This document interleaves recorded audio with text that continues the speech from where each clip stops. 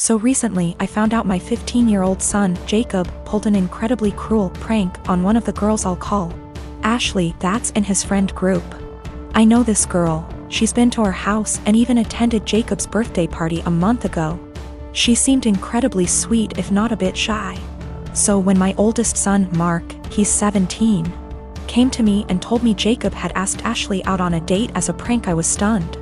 I of course asked how he could know this, hoping as any mother would that it wasn't true. But Mark showed me the family tablet we all use, but mostly my sons do, and it seems Jacob forgot to log out of his chatting app, Discord. I read the long series of messages between Jacob and his friends as they mocked Ashley all through this heartless prank. I was speechless. And that's not even getting into how he was talking, like he was some thug and not a 15-year-old living in a gated community. At first I couldn't figure out what to do or how to proceed.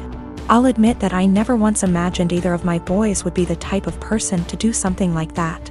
But there was no way in hell I was letting this go. So after a day of thought I decided what was going to happen. First things first, he was grounded, for how long I'm not sure. Secondly, I'd gotten Jacob a bike for his birthday, but it hadn't arrived until the day previous and I'd planned to give it to him when my parents came to visit since they'd been unable to make his party. But instead of that I showed him I knew about the prank and told him he was grounded. Then I made him carry the new bike out of my bedroom closet and to the car before driving to Ashley's house, him crying the whole way. I'd called her parents earlier and explained everything, and so once we got there I had him cart it to their front porch and ring the bell. Then in front of me, Ashley, her parents, and God, I had him give a sincere apology and gift her the bike. Even I apologized to her, saying I didn't raise my boy this way and what he did was unforgivable. I also called the parents of the other boys who were a part of this little stunt and they all seemed rightfully horrified by their son's involvement. I felt I'd handled this all as best as I could, and my friends agreed.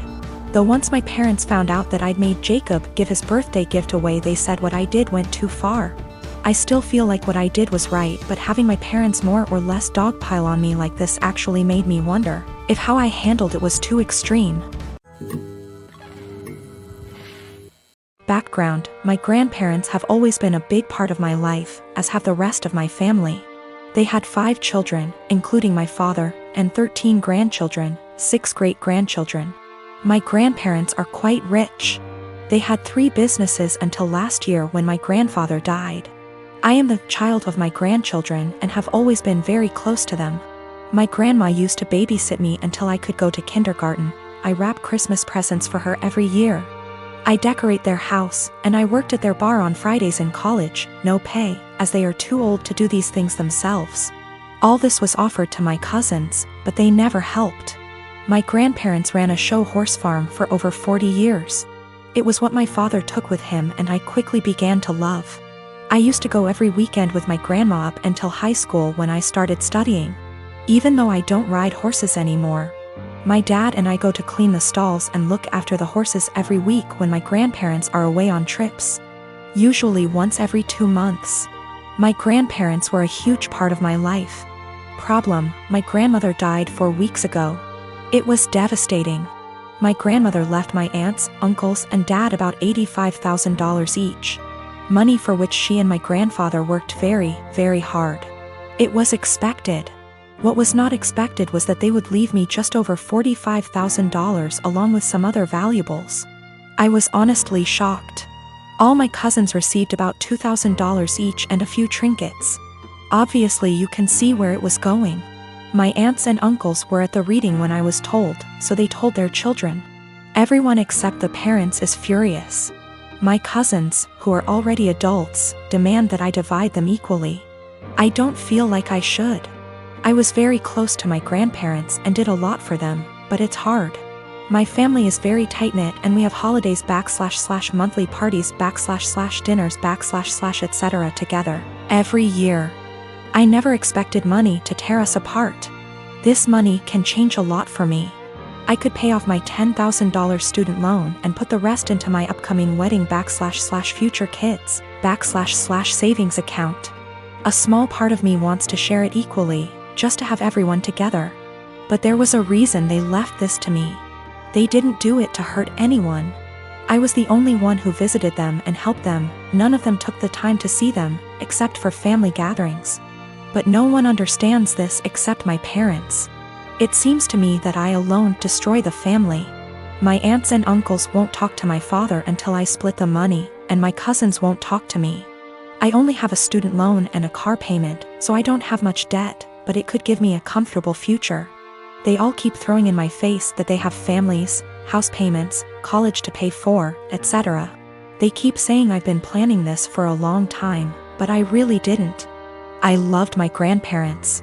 My fiancé tells me to forget about them and do what's best for me, but I'm a big family man. I don't want to split the money, that could really help me, but I feel like they can play with me, forcing me to choose between them and this. My parents also want me to keep the money for myself, as they think my family members are being ridiculous and demanding it. Is it right for me to keep that much? I feel like I deserve it. Is it right for me to put this money on my family? Or are the people I've been so close to all my life taking advantage of me? $45,000 versus $2,000 is a huge difference. PS. There is more in the will than I explained. Houses, classic cars, horses, farm, land, CDs, etc. The cashback / checking accounts I was given is the only thing that seems to be a problem for everyone. I have inherited more money than my cousins. They demand that I divide it equally between them or never speak to them again.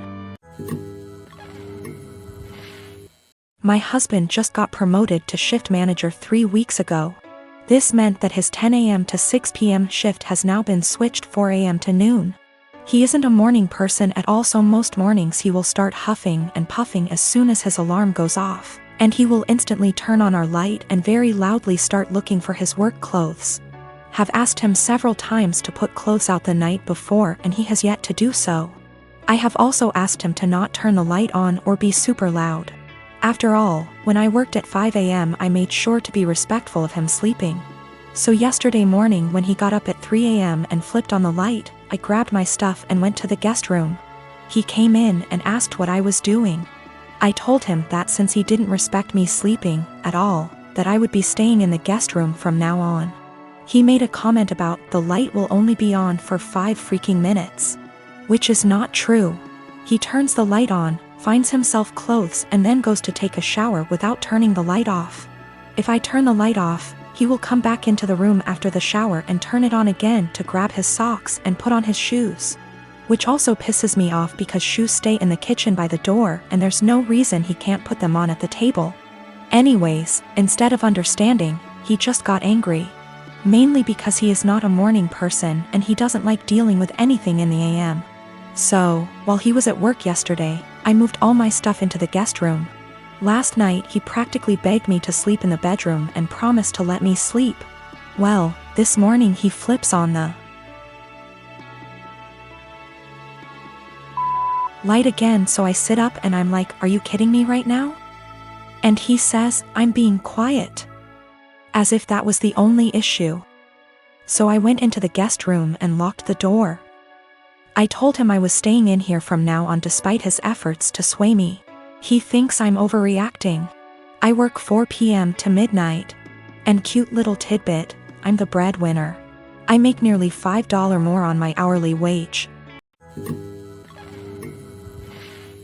My boyfriend and I have been together about a year, and when our city implemented lockdown for the virus, he decided to quarantine with me at my apartment as I live alone and have a nicer apartment and he has several roommates. Mostly it has been going well and thankfully we both still have jobs. Except in the first few weeks I started noticing that the bathroom floor was suddenly always wet around the toilet.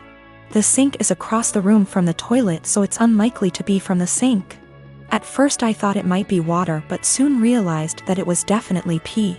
I asked boyfriend about it nicely, and he apologized and said sometimes he has bad aim. I asked him to try a little harder and he said sure. The floor continued to be frequently spattered with piss. And a few weeks later I confronted him about it again because I think it's pretty gross to step in his pee several times a week. And it seems like an easy thing to fix. If he misses the toilet, I think the very least he could do is make sure to wipe it up with toilet paper or a Clorox wipe. The cleaning supplies even live in a cabinet directly over the toilet. He said sure, sorry, he would try to remember to do that. Another week has passed, and well, maybe he's doing this sometimes. I've continued to step in splatters of his pee and wipe it off the floor and clean the floor several times a week. I thought about asking him to just pee into the bathtub or something instead. Because I don't understand how you can pee on the floor by accident so often and not notice and not clean it up. Last night I got up to use the bathroom in the middle of the night and absolutely stepped in piss, for the 12,312,301,298th time. I had it and I didn't want to pick a fight or ask him again since it seems clear he can't or won't change. So I got one of my dog's wee pads from when he was a puppy, he is well trained now, and cut it up a bit and taped it down to make a sort of skirt or mat around the floor near the toilet to at least absorb the piss. Boyfriend saw this morning and is furious with me, saying that I'm calling him a dog, comparing him to an animal, etc. Honestly, I was not thinking that at all. I just was trying to be resourceful and solve the problem for myself since I don't like piss on my bathroom floor, and don't like stepping in it. I didn't feel like arguing about it anymore. And putting a material specifically meant to absorb pee around the area he keeps peeing on by accident seemed like a practical solution.